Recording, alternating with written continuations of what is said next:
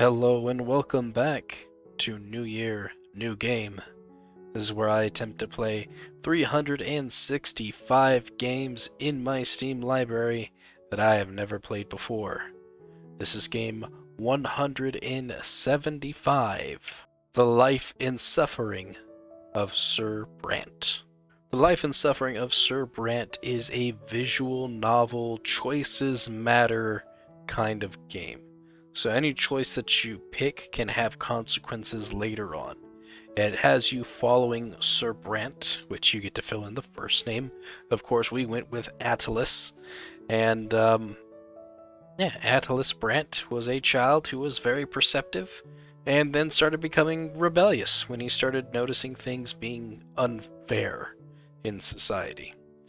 And that's kind of exactly how the story goes, is pick and choose how you grow up from being a kid and an adolescence into adulthood into the very end.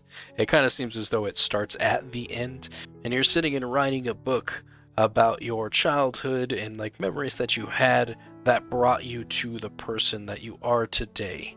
And I think that's a great idea for a game. It's well done too. The art styles all kind of like old illustrated novel kind of look into it, where you would have a novel where every so often there'd be like a page that had an illustration on it, and it's usually found in like the older books that you would see things like that on. I like the way that was set up. The game was great. I gave it a thumbs up, big recommendation, and I think I'm going to include it in the Would Play Again series, and maybe we'll make a series out of it on YouTube. Anyways, I hope that you all will enjoy The Life and Suffering of Sir Brante here on New Year, New Game. Alright, The Life and Suffering of Sir Brante. New game. How about Sir Attalus Brante? Let's go. You hold the fate of a single man in your hands. You will follow his life from birth to death. Your choices shall define who Sir Brante will grow up to be. You will decide his personality, social status, and what mark he'll leave on history. With every step he takes at your behest, Sir Brante's character will change and evolve. Your decisions will close some doors for him, but open many others. The world of Sir Brante's birth is a ruthless realm, where people are divided into estates. It is hard to be a hero here. Be ready to accept that Sir Brante cannot overcome every challenge in his path. Every hard choice will test his character and personal qualities. Often you will not be able to make the choice you would like to. It may happen because you choose a different road earlier, exhausted your hero's willpower, or haven't earned the right position in society. Every victory will be a struggle, a path paved with bitter losses and gut-wrenching failures. Accept the tragedy. This is how you will create a gripping and unique tale for your hero. What will become of your Sir Brante, his loved ones, and his world? It all depends on you. The story of my life remains written on these pages, but my fate has always been my own. Every deed, every choice, every person I met made me what I am. Could I have taken a different path? Could I have found a different calling? Altered the very course of history? And what price would I have to pay? At the end of time, your fingers are stained with ink. Your breathing, oh god. Your breathing grows ragged, your hands are shaking, yet the words begin appearing on the page before you one by one cling together to form a chronicle of your own life. Who are you, and how did you reach this end? You were born, raised, and lived your entire life in the blessed Arcanian Empire. In this land, a man's destiny is predetermined at the moment of his birth. Whether human or Arcanan, nobleman, priest, or low-born commoner, all bend to the divine will of the twin gods. And each life is not but a single cog in the universe's immeasurable machine. The memories come flooding back, they engulf you as a merciless wave, binding together days that are thrice dead and gone. The dreams of your childhood, your adolescence, your youth spent in the capital, years of peace teeming with life, and a war drenched in blood. High ranks and lowly deeds, opulate places, secretive city backstreets. Fields of battle and faces. So many faces of the people you held dear. The people who walked this road by your side. Such was your life, now all exposed by ink erupting onto the page.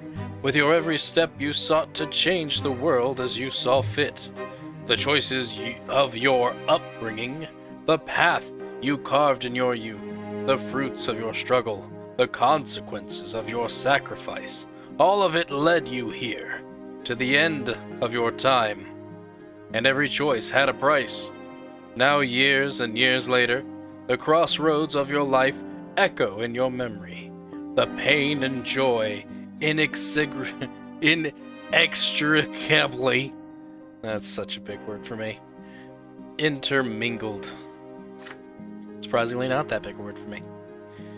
Could you have taken a different path, chosen a different calling, found a different place in the world? You had the power to alter the very course of history. Now, on the verge of death, you struggle with doubt, seeking answers to the last and most crucial questions of all. Your life. Of all the paths in life, why did you walk this one? Did you choose your own fate? Or was your life shaped by forces beyond your control? What determines a man's destiny? The man himself, the world around him, a higher power, or there is no destiny? I'm going to say the world around him. Your path was charted for you by people, the age and the society in which you lived. Your final hours in this world are upon you. You close your eyes. In your mind's eye you see them once more. The faces of your family, your friends, your foes, your underlings, your rulers. One after another, you recall the events that changed you forever. And in that moment, you know the truth. You are a part of this world. You are its flesh and blood. Your family, your hometown, your empire, they all made you what you are. Your destiny was the sum total of your upbringing, your social status, other people's choices at the age in which you lived. But are you right about this? Is it all true? To learn the truth, you will have to return to the very beginning, remembering every step you took along the way. On these pages, the story of a man named Attalus Brante will live once more. Back to childhood.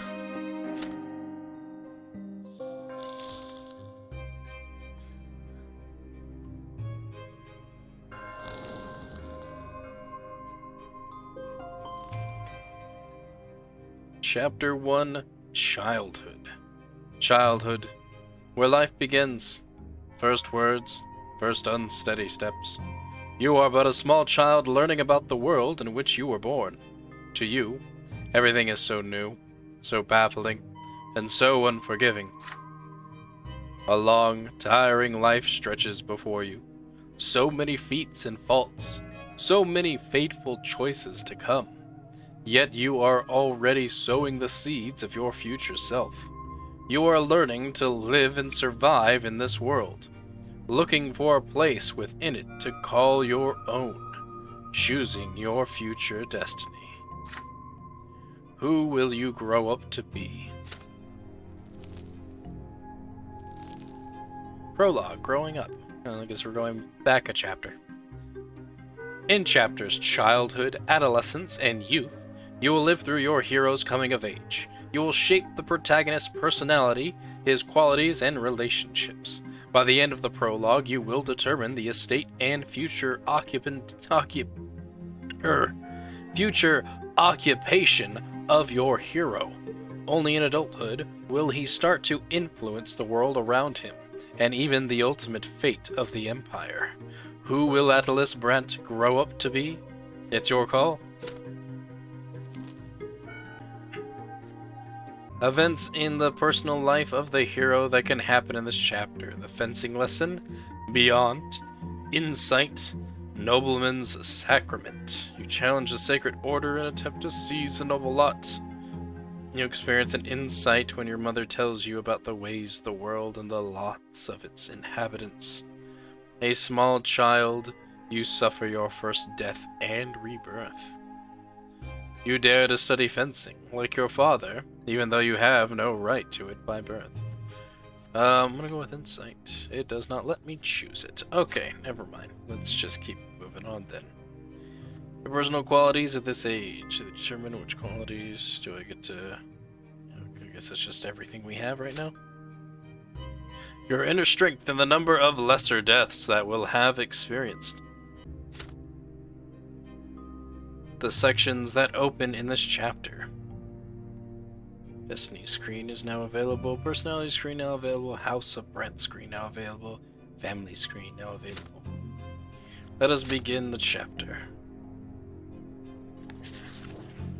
Newborn achievement unlocked. Birth. At first there was nothing. No time, no sensation. Nothing but darkness and void. But then a will breathed life into nothingness. Matter and spirit were set in motion. History began its march.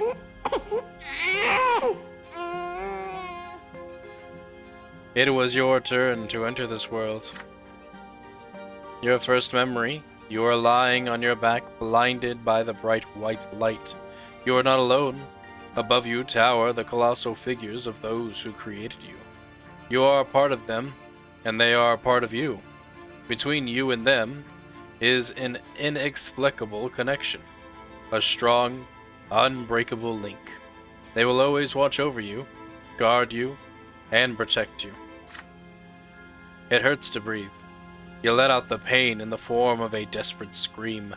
Your creators extend their hands toward you. There are two of them. The ones who made you form from their own sleeves and brought you into this world. They are united, yet as they lean closer, you begin to see how different they are. You can already feel the difference within you, struggling against each other. The first figure is soft and empathetic, wise and merciful. The love that emanates from it wraps you head to toe like an invisible blanket. The warmth from it is never-ending. The second figure is strong and powerful, commanding and noble. It is harsh but fair, a beacon of guidance, a force of protection, and merciless punishment for every misdeed. Yet there is also a third figure. It is like a shadow barely seen behind them, yet already pulsing with an unbreakable will to live. It is the very will to live that is now growing ever stronger within you. A soft open palm, a strong closed fist, a lingering distant shadow. You struggle to loosen the swaddling clothes wrapped around you and extend a tiny hand into the world. We smile at the shadow. Do we reach out to the fist? Do we reach out to the palm? I think we're gonna reach out to the palm.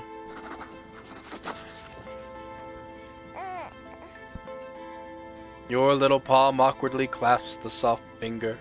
You explore your mother's hands by touch. She smiles gently as her arm wraps around you and lifts you up. She smells of home, that indescribable smell, that feeling of safety that is second to none. Her embrace is the warmest place in the world, a place you want to stay for all eternity.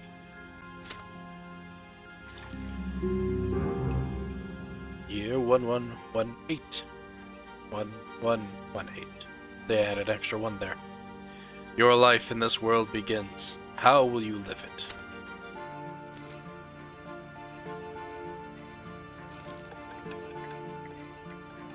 Hey, 1 year.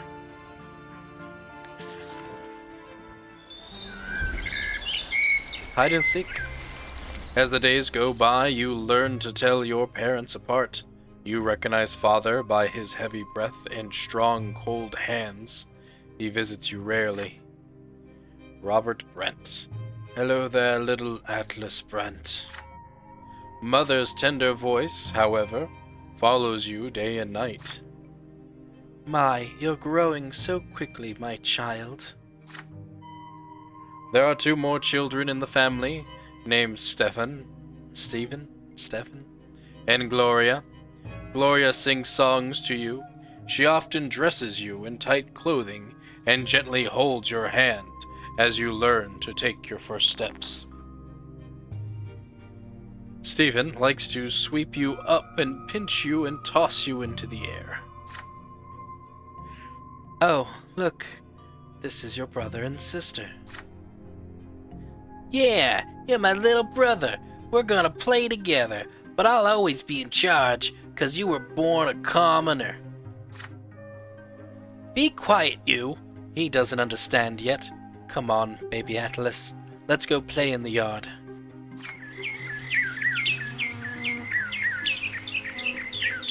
It is hot outside. You grip your brother's hand with one hand and your sister's with another, as they help you walk down the giant stone stairs.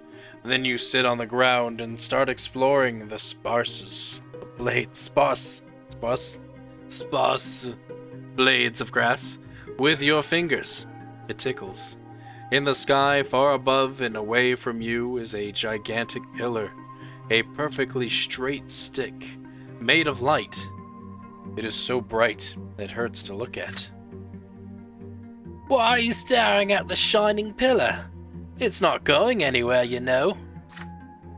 Hey, I want to play hide and seek. He's just a little baby. How's he gonna play? Then you hide him, and I'll try to find both of you. You have no idea what they're talking about, but you support them with happy cooing. This is strange, but so exciting. Stephen and Gloria glance at each other.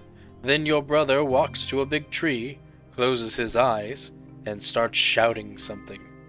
Gloria takes your hand and walks you through the yard. Your sister takes you behind some thick bushes by a tall wall.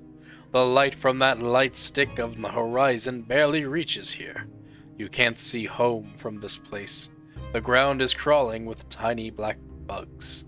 Gloria sits you down on the ground and puts a finger to her mouth for some reason. And then she's gone. You can no longer hear Stephen's voice. Gloria is nowhere to be seen. You feel colder. The bugs are no fun to play with. You've been sitting here for a long time, completely alone. Nobody checks on you. Did they forget about you? Did they abandon you? Crying loudly, find your way home, sit there and wait. Let's sit and wait. The bush is covered with leaves swaying in the wind. You brush through them with your fingers. The twigs and branches are stiff and will not bend. They are different from the blades of grass. Down on the ground you see a group of bugs carrying a little twig. You grab at it from them. They're so funny. One of the bugs crawls in your finger and bites it, just enough to sting a little. You hear brisk steps, then the leaves and twigs rustling and parting. Your mother leans over you. You greet her with a happy face and show her the finger with the bug on it. So that's where they took you. Mother picks you up, puts you on her chest and pats you on the head. Your brother and sister stayed behind here. Your brother and sister stand behind her, clearly feeling guilty. Gloria is in tears. Stephen keeps staring at his feet. You hug Mother tightly. She is here now. My perception of curiosity continues to grow. And we go up another year.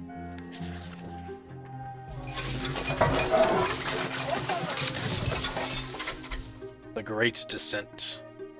Another memory. You are still a little child, but you can already talk and run around on your own. Today is out of the ordinary. Father is busy around the house, giving orders to the servants.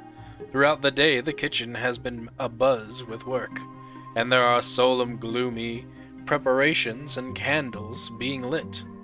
Even your older brother, Stephen, is quiet today. Mother takes your hand and brings you to your sister Gloria.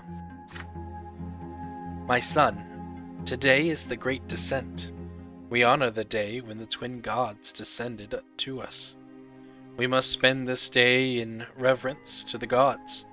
You are too young to understand, so just do everything your sister says for now.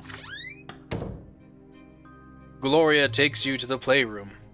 There are no toys, no chairs. Even the carpet has been taken away. There's nothing there but a bare wooden floor. Today, we're not allowed to go to any other rooms, and we'll be eating nothing but gruel and stale bread. On the day of the Great Descent, everyone must be where they belong. It is quiet, unusually so. Muffled voices from beyond the door are all you can hear. You are sitting on the cold floor, confused, with no idea what to do. Then you hear your sister's voice, a lonely sound in the empty room. It is a little song that Mother taught her. You hold your breath as you listen to it. When the twins came down to earth, they brought lots for every birth. Let us count them. 1, 2, 3. The twins made them for you and me. Nobles rule and bravely fight. They protect us with their might. Priests work hard to understand. Guides us by the twins' commands. Common people work and toil. Always patient, never spoiled. Live your lot where you were born, to the day when you pass on. Know your lot and know the prayer, for the twins see everywhere. You are transfixed by the tune. Gloria notices your gaze, and a smile creeps across her face. You like the rhyme, don't you, Atlas? Do you know what it's all about? Look, there are 3 lots. They were brought to us by the twins when they descended to us from the shining pillar. Remember that pillar of light on the horizon? That's it. You can see the shining pillar anytime, from anywhere in the world. If you follow the lot as you live, you'll reach the peak of the pillar. And if you don't, you'll get eternal torment at the foot. You and I are lowborn. Mom is a commoner too. So the lot for you and me is to suffer and be patient and work hard. Understand? The priest and the nobles have other lots. The nobles fight and rule over everybody.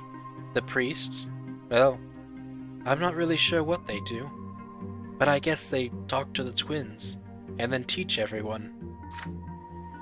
Gloria stares at you intently. Did you get it, silly? Oh, that's her saying. Gloria stares at you intently. Did you get it, silly? Then shakes her head and keeps singing the song over and over again. Her voice transfixes you, drawing you in. The room starts to glow like the sky. From the light emerge 2 figures you have known ever since the moment of your birth. One of them embraces your sister's shoulder, the other stands guard behind her back. You watch this happening before your very eyes, unable to turn away. Gloria is swaying to the song, unaware of what is happening. She sings the final verse once more. Know your lot and know the prayer.